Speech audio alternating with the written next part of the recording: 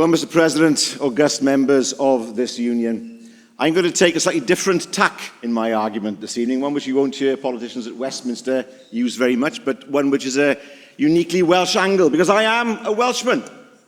I come before you as somebody who has a primary identity of being Welsh. I'm far more Welsh than I am British.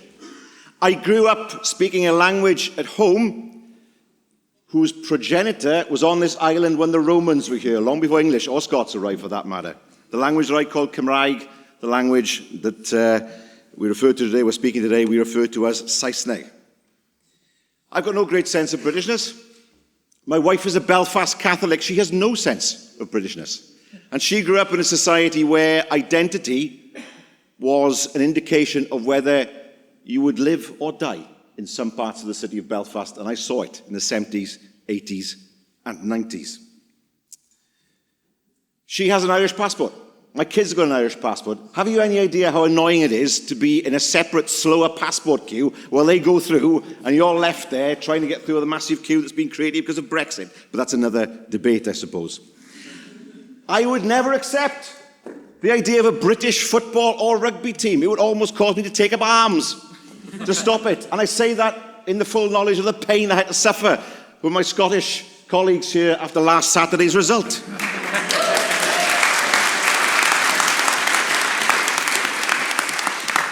You didn't have to clap at that, but there we are.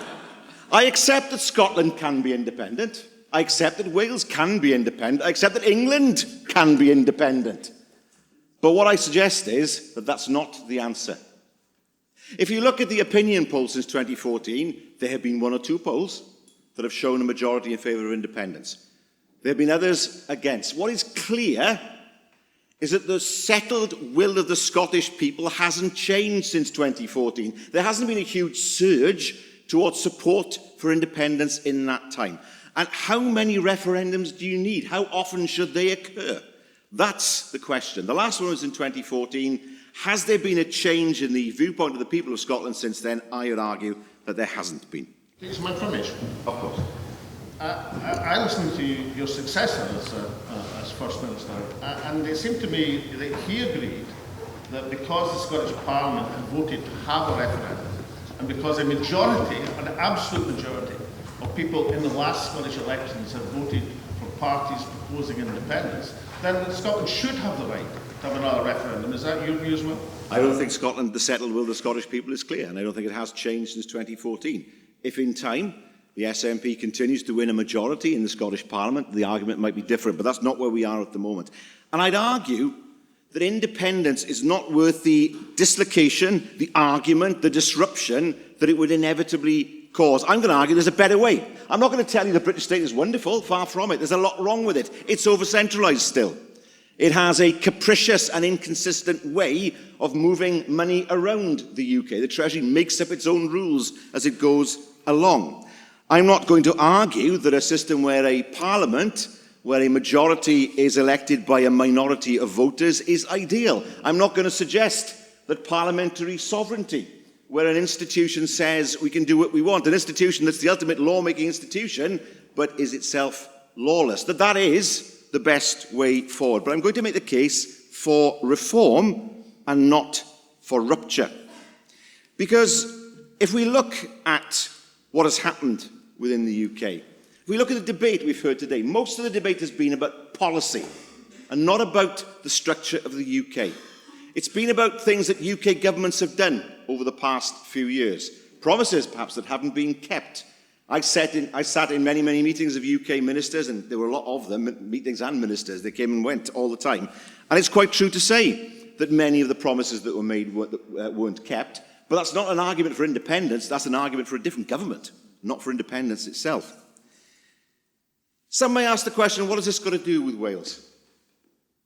It has a lot to do with everyone else within the UK. If Scotland leaves, it doesn't mean that suddenly there's no effect at all on everybody else. If Scotland leaves, what do you call the country that's left? What flag does it use? You have a flag where one country is left, most of another country left 100 years ago, and one country, my own, isn't represented at all. What do you call that country? What happens? What are the terms of the breakup? None of that was ever made clear at the time of the referendum in 2014. we would be left with a UK that is more unbalanced than it is now. So it has a huge effect on Wales and a huge effect on the other countries of the UK.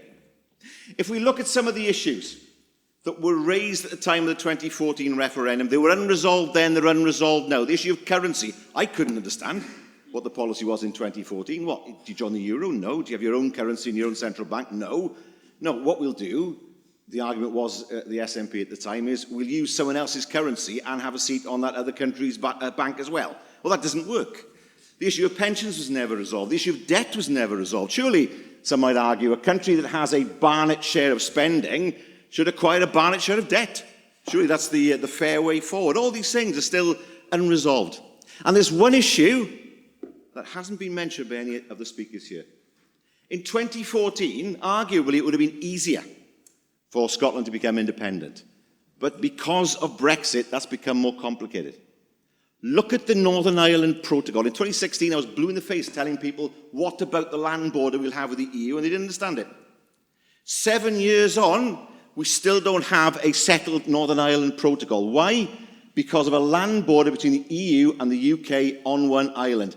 That problem would simply be transplanted onto this island. And we end up in a situation where the same arguments that have bedeviled Brexit over the past 7 years would simply be applied here. Because if Scotland did rejoin the EU, the same issues arise over the border. And the same problems arise, and we are still nowhere near resolving those issues. And for me, there's a better way forward. There's a better way forward. The UK can and needs to be reformed. There need to be restrictions on the way the Westminster Parliament operates and what it can do in terms of interfering in devolved matters. It's doing it already. The Internal Markets Act, the Subsidy Control Bill, all examples of heavy-handedness by Westminster. There need to be curbs and a greater understanding of the relationship between the different parliaments within the UK. That much is true. The House of Lords needs to be replaced with a body that reflects the geography and diversity of the UK, a Senate of nations and regions, if you like. Something that reflects the geography of the UK and not just its population, drawing on perhaps the example of the Senate in the US. A greater voice needs to be given to the English regions. They're always forgotten in this debate. They sit there, you look at Manchester, if you look at the northeast of England, they are often forgotten about when we talk about what the future relationship in these islands should actually look like. That needs to be dealt with. We need to make sure, of course, that one of the UK's greatest advantages, which is the ability it has to move money around to where it's most needed, that is maintained, and a more open system of ensuring that happens. All these things can be done through reform.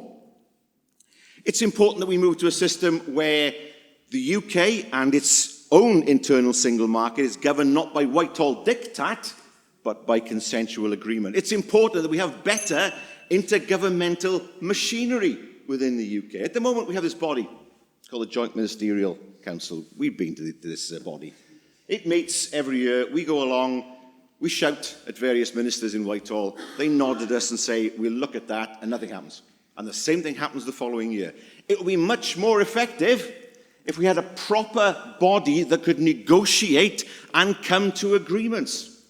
A body that could say, right, we need to have common rules when it comes to agricultural subsidies in the UK. We need to have common rules when it comes to fisheries policy in the UK. We need to have common rules to make sure there are no barriers within the UK's own internal single market. It could do all that. And that's why I make the case, as I say, for reform rather than rupture. You could go further. There are some who make the argument that the UK should not be a country where sovereignty rests at Westminster, but where sovereignty rests with each of the 4 component parts of the UK.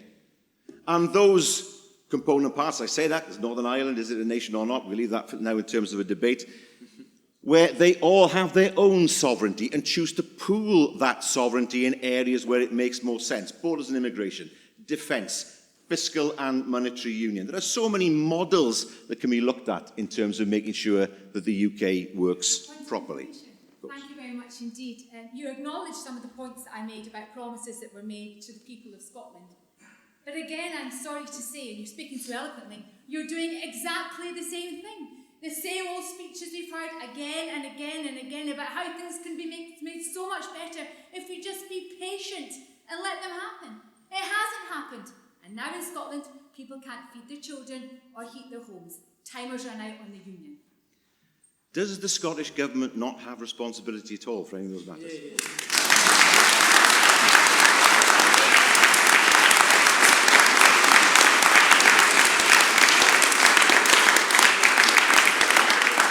I accept that many of the purse strings are held in Whitehall, but Scotland has tremendous flexibility when it comes to tax policy, much more than Wales has. Why doesn't the Scottish Government say, we want to deal with these problems, therefore we will increase taxes to make sure that we have the money to do so? That hasn't happened. So we have to get away from this situation where all blame lies in Westminster, and I'm no fan of the current UK government, but that there is no responsibility at all to be laid at the door of the Scottish Government. Go on. That's one. What control exactly does the Scottish Government have over energy bills in Scotland? The fuel poverty of 1 million Scots in energy-rich Scotland, what control does the Scottish Government have over the price of electricity in Scotland?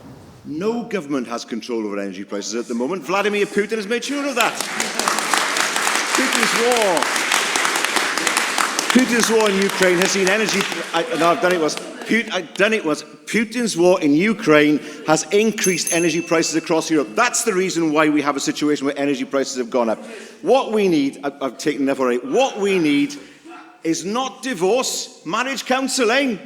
We need that in the UK, but not divorce. What we need to make sure is that we see change, that much is true. We need to make sure that we have a partnership of nations built on respect rather than hierarchy. We need to be proud of our different identities, but clothe those identities in pragmatism. And ultimately, what we need is a government in London that understands, that listens, that sees the importance of distributing money across the UK, that respects devolution. But don't worry, next year, that government will arrive.